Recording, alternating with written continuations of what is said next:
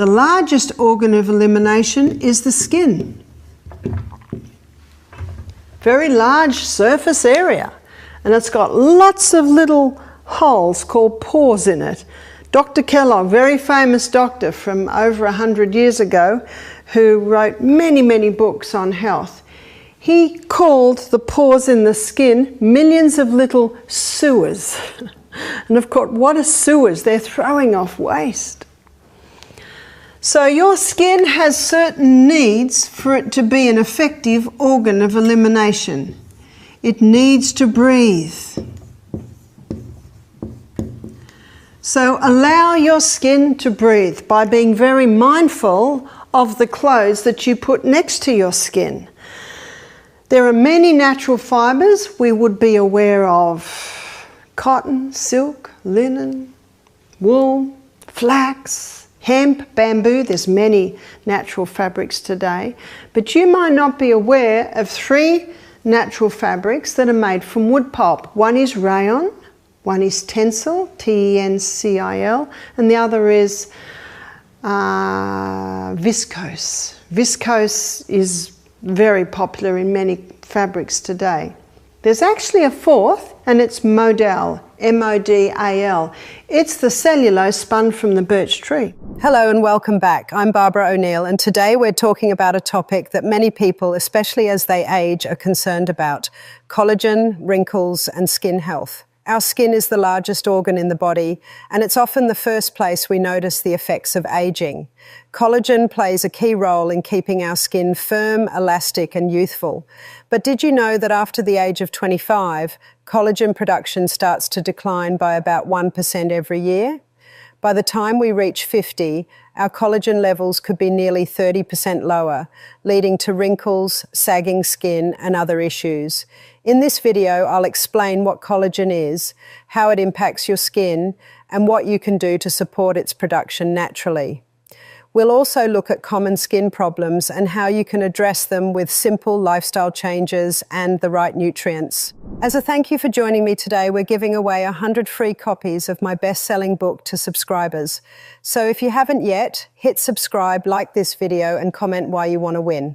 I have a sister-in-law. She married my husband's brother, and she's a model. Her name's Abigail O'Neill. She started modelling at the age of 36, and they thought she was 17. She lives like this. She's never drunk, she's never smoked. Mind you, there's a bit of genetics there. She's very beautiful. But remember that genetics loads the gun, but lifestyle pulls the trigger. There are many beautiful women that by the age of getting into their 40s, the wrinkles and the cellulitis is coming, but not with this woman. She's incredibly beautiful. They said to her one day, "We don't want a 17-year-old for this photo shoot." She said, "I'm 40. And her husband has built her some steps, and she does this every day, the high-intensity interval training. She's a great illustration that genetics may load the gun. She's got some good genes there, but it's lifestyle that pulls the trigger. In fact, she's stepped into the modelling game. She's stepped into a hole because so many models by the age of 40, they're drinking too much coffee, smoking too much, so they don't want to eat, and the cellulitis and the wrinkles come, but not so my sister-in-law. I'm sure the wrinkles will come, but they're taking a while. See, there is a formula, and if you abide by the formula, you will get the results. The movie stars pay $1,000 a week for this, the human growth hormone, because their profession is dependent on them looking good. Well, I'm offering it to you cut price today. 15 minutes of high-intensity interval training a day will cause a release of the human growth hormone, and that will remain active for 24 hours. What a bargain.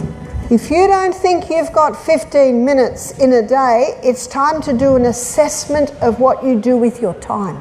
I was reading in a book called Christ Objects Lessons about the stories that Jesus gave, and one about the talents. And the writer commented that the talent we will be most accountable for is the talent of time. What do you do with your time? And if you don't think you've got time to exercise, start to make an assessment of how much time you spend on your phone, how much time you spend on your computer, your iPad. What do you do with your time? In fact, this is the best insurance policy that you can make, because the dividends it gives back far exceed the effort you put into it. Far exceed. Now you know the secret. And by the way, you can have twin girls, identical twins. One goes to the mountains and lives like a hippie, and one gets into modelling and then movies and takes the human growth hormone. By the age of 50, the wrinkles are coming anyway, and she can't afford the human growth hormone, so she stops. And in 6 months, she ages 10 years. Now let's have a look at both of those women when they're 60. Who's going to look good? The hippie in the rainforest, or the hippie in the mountains, who naturally does the high intensity in her work. One lady said to me, yeah, but I'm active all day. I said, it won't do it.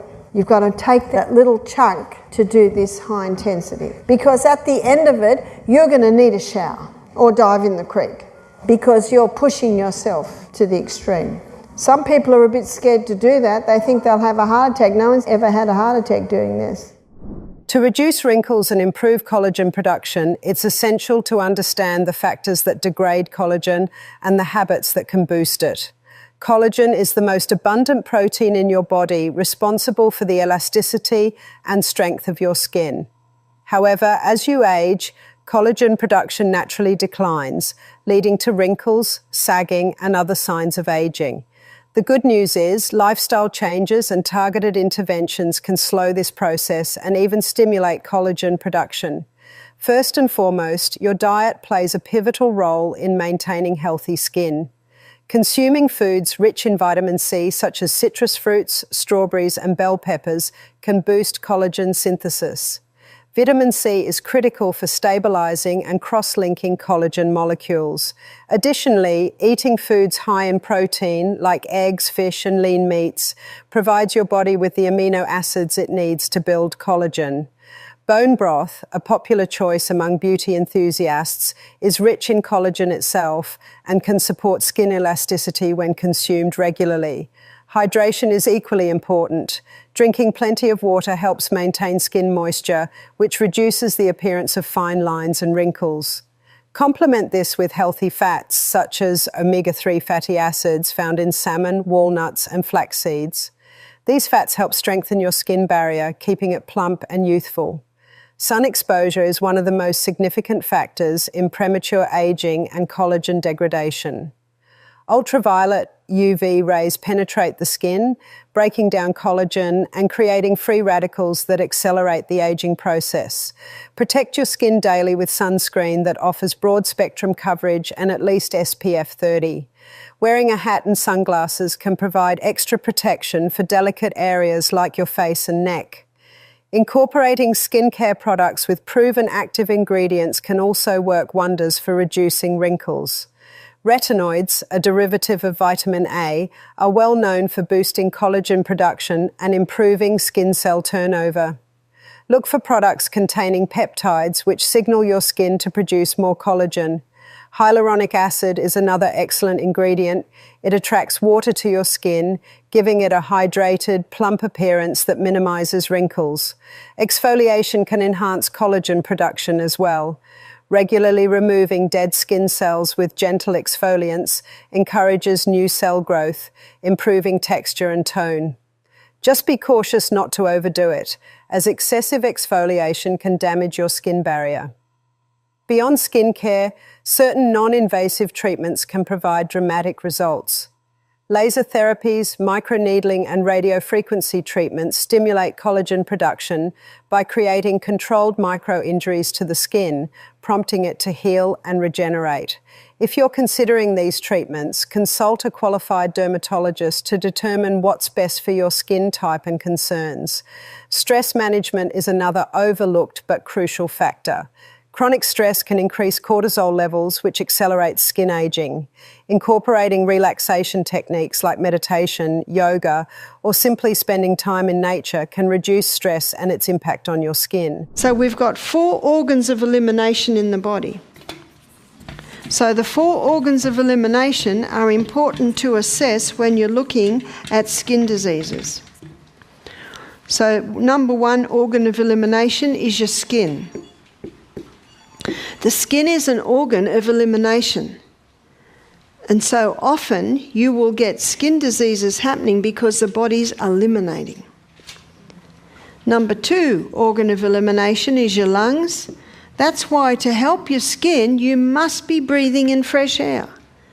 The third organ of elimination is your kidneys. So make sure you're drinking enough water, because if your kidneys are working well and you're breathing lots of fresh air, it takes a load off the lungs. The fourth organ of elimination is the colon. And if the colon isn't evacuating properly, some of the waste can come out of the skin. Ew. So one of the ways to help the skin is to increase the elimination from lungs, kidneys and colon. So how can you increase elimination from the colon? Drink lots of water, have a high fibre diet, exercise every day to stimulate blood supply to the colon, make sure you're resting every night, stop the dehydrating foods. And the dehydrating foods, certainly the sugars are dehydrated, but the dehydrators are caffeine, alcohol, drugs, cigarettes. Make sure sun gets on the colon so it works well.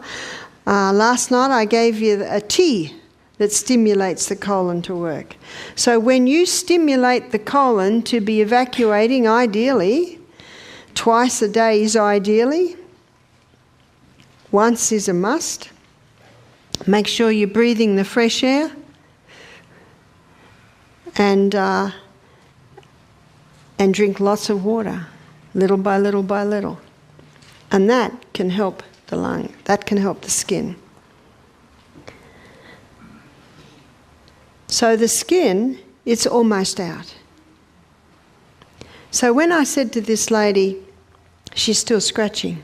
She's been out of that trailer for 6 months now, and she's still scratching. So what are we got to do now? Yeah, she's got to stop scratching. But I said, are you eating peanuts? She said, yes. Are you eating dairy? She said, no. Are you eating wheat? Lots. Are you eating oats? Yes. Are you having sugar? Oh, I try not to. So I said, eliminate these, and because there's a mould factor there, she had to go on to an antifungal diet. So what's the antifungal diet? Well, at first, in my book, I've got stage 1 and stage 2 antifungal diet. So stage 1, the only fruit is Granny Smith apple and avocados are fine. Granny Smith apple and grapefruit. So they're the only 2 fruits. She said, that's all? I said, oh, if you want to stop scratching. I said, show me your tongue. Whoo-wee. Looked like white carpet. I said, yeah, it's time. Now, she'd been scratching for months. She was out of the trailer. But all that fungus that she'd been breathing in, that now had to get out of her body. She didn't realise that these things were feeding it. Skin diseases are often a reflection of internal health imbalances, as the skin is deeply connected to other organs of elimination, such as the lungs, kidneys and colon. When any of these systems are overwhelmed, the body may use the skin to expel toxins, leading to conditions like rashes, acne, eczema or psoriasis. Understanding and addressing the root cause of these issues is essential for lasting skin health. Diet plays a crucial role in maintaining healthy skin. Nutrient deficiencies, particularly in vitamins A, C, E and zinc, can impair skin repair and protection. A balanced diet rich in whole foods, like leafy greens, colourful fruits, nuts, seeds and omega-3 fatty acids from sources such as salmon or flaxseed, can provide the nutrients necessary to keep skin resilient and radiant. Hydration is equally important. Without sufficient water intake, the skin can become dry, dull, and more prone to irritation. Another key factor in skin health is the microbiome. Both the gut and the skin have unique microbial ecosystems that influence overall health. When the gut microbiome is disrupted due to poor diet, antibiotics or stress, it can lead to inflammation that manifests as skin issues. Incorporating probiotics through foods like yogurt, kefir, or fermented vegetables can help restore microbial balance and improve skin conditions. Managing stress is also critical for skin health. Stress triggers the release of hormones like cortisol, which can increase oil production, exacerbate acne, and slow skin healing. Regular exercise, meditation, and sufficient sleep can help regulate stress levels and improve skin appearance. Environmental factors must also be considered. Overexposure to pollutants, harsh chemicals, and UV rays can damage the skin, leading to premature aging and other conditions. Wearing sunscreen daily, avoiding smoking, and using gentle natural skincare products can protect the skin's barrier. For individuals experiencing persistent skin issues, eliminating common irritants and allergens is crucial. These may include certain foods like gluten, dairy, or sugar, environmental molds, or synthetic skincare ingredients. Transitioning to a hypoallergenic diet and lifestyle can often lead to significant improvements in skin health. And another lady told me that her baby developed eczema when they went into a new house. And when we investigated in the house, the little cot where her baby slept, there was black mold. Now, it wasn't there when she first put the cot there, but they found out there was a leaking tap behind the wall, and because the cot was nestled into the corner and had the bedding in there, they never saw it. Another lady told me that her baby developed eczema after they'd moved into a new house, and the baby was always sick. So I suggested that they go to the real estate and find out if the house was sprayed. Sometimes houses are sprayed with strong chemicals just before the person moves in, and she found that was the case. And the baby felt it more than anyone because the baby was crawling down on the floor, and the baby had no eczema until they'd gone into that house. So that's a fairly obvious connection. So it could be chemicals, it could be mold. These can be contributing factors. Definitely there's usually an inherited factor, but remember, genetics loads the gun, but it is lifestyle that pulls the trigger. So you could have a whole family move into a house that has just been sprayed with chemicals not long before, and the crawling baby will feel it more because they're crawling on the floor. And the parents didn't realise the danger because they thought, wow, this is a great floor. It's a wooden floor, which means it will be healthy, but then one also has to investigate were there chemicals in the lacquer that was used to paint the floor. So there are many factors that come in. That's why we should all be private investigators investigating why these things are so. So let's move on to the adults. But before I go on to the adults, I'll just have one more story. And it was a guest that came to our health retreat about 3 years ago. She said, my grandson had eczema, and my daughter took him to a paediatrician, and this paediatrician was known to be more on the natural side. He wasn't ready to do drugs like others may be. And the paediatrician said to her daughter, remember the daughter of the guest that was with us, stop the wheat, dairy, refined sugar, peanuts and oats. Isn't it nice to hear that there are paediatricians who are recognising the role that the food has to play? She said, my son totally recovered from his eczema. And she said that's, as you have just explained, it took about 2 months. If the baby doesn't recover in 2 months, then you would investigate a mold factor or a chemical factor could come into play there. What can you do meanwhile? Is there anything you can put on the skin? Well, unfortunately there isn't, because it's from the inside. Now, a little coconut oil might bring a little relief. Sometimes aloe vera can bring a little relief. If the baby's itching, ice. Ice is the best. If you scratch an itch, it feels good, but then after you've scratched it, oh dear, it's even itchier, and even now it's hurting, and maybe the skin is broken. But if you ice it, that just kills the itch. Just totally kills the itch. And sometimes it'll kill the itch for several hours. Some people have told me they've only had to apply the ice maybe 3 times in a 24-hour period. It's just biding your time until the factors that are causing it are out of the body. Meanwhile, as you address the root causes of eczema, there are a few supportive measures you can take to ensure the baby is as comfortable as possible.